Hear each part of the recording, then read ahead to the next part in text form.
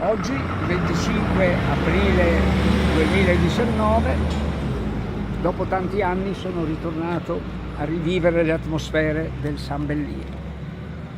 E da questo posto magico, dove abbiamo raccolto gioie, trionfi, magie, sacrifici, lacrime, sudore, vi porgo il saluto del vostro vecchio allenatore e anche vicepresidente, intanto a tutti i sambellinesi, forse qualcuno si ricorderà ancora di me, e ai miei vecchi e cari ragazzi con i quali ho condiviso i trionfi di un titolo provinciale nel lontano 1980, e a loro auguro tante cose belle, e ci diamo appuntamento fra 10 anni qui allo stesso posto, magari con qualcuno di voi.